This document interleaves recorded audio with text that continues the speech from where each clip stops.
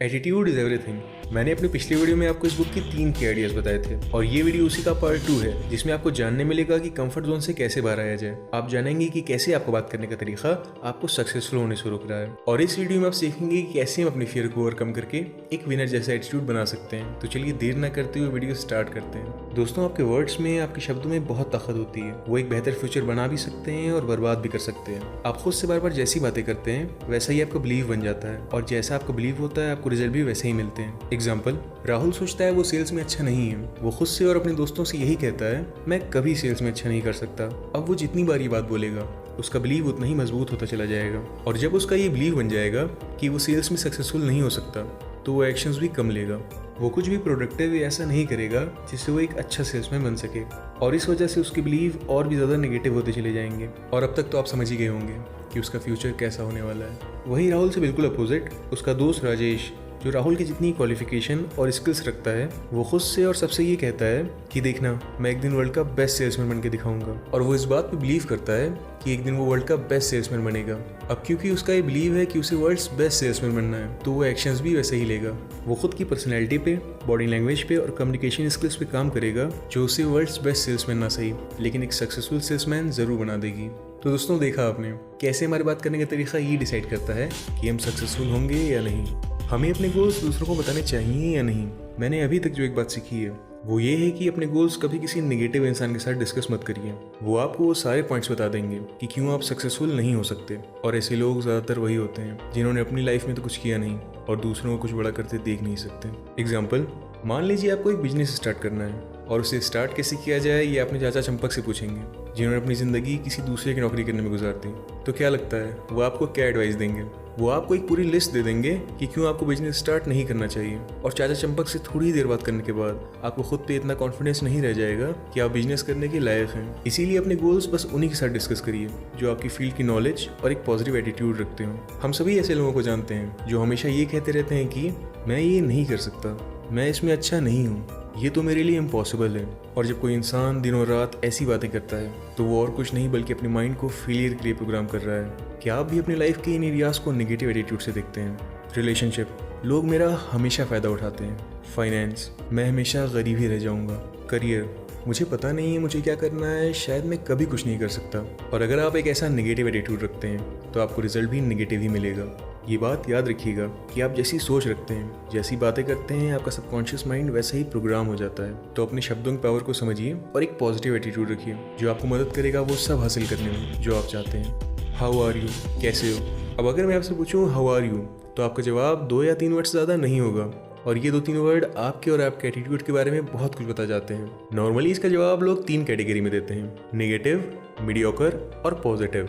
तो आइए इन तीनों कैटेगरी को थोड़ा डीपली समझते हैं। नेगेटिव रिस्पॉन्स, जब आप किसी नेगेटिव इंसान से पूछेंगे हाउ आर यू, तो उनका रिस्पॉन्स ज़्यादातर ये होता है कि मैं बहुत थका हुआ हूँ, आज तो मेरा दिन ही नहीं है, लाइफ में कुछ सही नहीं जा रहा और शायद कभी कुछ सही जाएगा भी नहीं। और ऐसे लोग खुद तो नेगेटिविटी में जीते ही हैं, साथ ही साथ जो उनका हाल पूछता है उन्हें भी नेगेटिव फील कराते हैं। मीडियोकर रिस्पॉन्स, मीडियोकर रिस्पॉन्स वालों का जवाब ये होता है कि बस भाई कट रही है ज़िंदगी, ठीक ही ठाक है, वही पहले जैसा। अब आप ही बताइए कि आप सच में एक ऐसे इंसान के साथ ज़िंदगी गुजारना चाहेंगे जो बस ज़िंदगी काट रहा है? क्या आप ऐसे इंसान के साथ बिजनेस करना चाहेंगे जो पहले जैसी सोच रखता है? क्योंकि ऐसे लोगों ने सालों साल मीडियोकर सोच और बातें कर करके एक मीडियोकर एटीट्यूड डेवलप कर लिया है, जो उन्हें मीडियोकर रिजल्ट और एक मीडियोकर लाइफ देगा जो शायद आप नहीं चाहते। फिर आता है पॉजिटिव एटीट्यूड। पॉजिटिव एटीट्यूड वाले एक अलग ही एनर्जी के साथ जवाब देते हैं, शानदार, ज़बरदस्त, जिंदाबाद। अरे भाई, इससे अच्छा तो हो ही नहीं सकता। और ऐसे लोग आपको कभी उदास, परेशान या कंप्लेन करते नहीं देखेंगे। ये कभी प्रॉब्लम का रोना नहीं गाते बल्कि सॉल्यूशन पे फोकस करते हैं। ऐसे इंसान के साथ हर कोई रहना चाहता है। वो एक पुरानी कहावत है ना, किसी के आने से खुशी होती है तो किसी के जाने से। और आपको एक ऐसा एटीट्यूड डेवलप करना है कि आपके आते ही लोग खुशी से पागल हो जाएं। Stop complaining. लेडी हॉलैंड कहती हैं परेशानियां बच्चों की तरह होती हैं, आप उसका जितना लाड प्यार करेंगे वो उतनी ही बढ़ती चली जाएंगी। वो इंसान जिंदगी में कभी कुछ बड़ा नहीं कर सकता जो हमेशा कंप्लेन करता रहता है। अगर मेरे पास पैसे होते तो शायद मैं भी बिजनेस कर पाता, अगर मेरा एडमिशन उस कॉलेज में हुआ होता तो शायद मैं भी आज किसी बड़ी कंपनी में काम कर रहा होता। किसी ने सही कहा है कि अगर आपके पास पीने के लिए साफ पानी और 2 वक्त का खाना है तो आपको कंप्लेन करने का कोई हक नहीं। दोस्तों, आपको ये बात समझनी होगी कि कंप्लेनिंग एटीट्यूड रख के आप जिंदगी में कभी कुछ बड़ा हासिल नहीं कर सकते।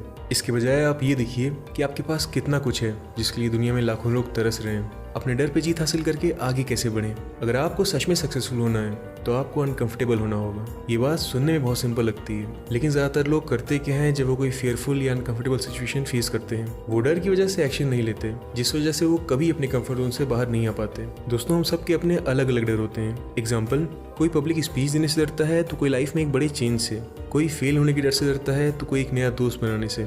यहाँ डर से ये मतलब है कि जो डर आपके प्रोफेशनल और पर्सनल ग्रोथ के रास्ते में आता है और जिसे अगर आप ओवरकम नहीं करेंगे तो आप लाइफ में कभी कुछ बड़ा नहीं कर सकते। इमेजिन करिए आपका कंफर्ट जोन एक सर्कल है जिसके अंदर आपकी वो हैबिट्स और रूटीन्स हैं जिसे करने में आप अनकंफर्टेबल फील नहीं करते। लेकिन जैसा हम सब जानते हैं, आज तक कोई भी एक ऐसा इंसान नहीं हुआ जो अपने कंफर्ट जोन में रहकर बहुत सक्सेसफुल हुआ हो, क्योंकि जब भी आप अपने कंफर्ट जोन से बाहर आने की कोशिश करते हैं आप नर्वस और एंशियस फील करने लगते हैं, जिस वजह से आप वापस अपने कंफर्ट जोन में चले जाते हैं। दोस्तों, काश मैं आपको एक ऐसा सॉल्यूशन दे पाता जिससे आप बिना कोई एफर्ट किए, बिना कोई फियर और एंजाइटी के अपने कंफर्ट जोन से बाहर आ पाते, लेकिन अनफॉर्चुनेटली ऐसा कोई रास्ता नहीं। आपको जिंदगी में कुछ बड़ा करने के लिए, कुछ सीखने के लिए अपने डर का सामना करना ही होगा, अपने डर पे जीत हासिल करनी ही होगी। तो अगली बार जब भी अपने कंफर्ट जोन से बाहर आते वक्त आप कोई ऐसी सिचुएशन फेस करिए कि जब आपको माइंड कहे ये मुझसे नहीं होगा, तुम कुछ बड़ा करने के लिए नहीं बने, तो ये बात याद रखिएगा कि हमारा माइंड हमें फियर और एंजाइटी इसीलिए फील कराता है क्योंकि उसे अनकंफर्टेबल होना पसंद नहीं, लेकिन बिना अनकंफर्टेबल हुए आप कुछ भी हासिल नहीं कर सकते। इसीलिए एक पॉजिटिव एटीट्यूड रखते हुए अपने कंफर्ट जोन से कदम बाहर निकालिए, और अगर आपने आज एक कदम भी बाहर निकाला तो आप विनर हैं। क्योंकि दोस्तों, एक दिन में सचिन ने 100 सेंचुरी नहीं मारी, एक दिन में कलाम साहब इस देश के प्रेसिडेंट नहीं बने, लेकिन उनका एटीट्यूड एक विनर जैसा था, इसीलिए वो विनर बने। तो आपको भी अपने कंफर्ट जोन से बाहर आने के लिए रोज छोटे छोटे कदम लेने होंगे, और हर कदम के साथ खुद को ये बोलिए कि मैं एक विनर हूँ। तो दोस्तों, ये था एटीट्यूड इज एवरीथिंग का पार्ट 2। मुझे उम्मीद है आपको ये वीडियो पसंद आई होगी, और अगर आप फ्यूचर में ऐसी नॉलेजेबल बुक्स की समरीज और मोटिवेशनल वीडियोस देखना चाहते हैं तो इस वीडियो को लाइक करके सब्सक्राइब करना मत भूलिएगा।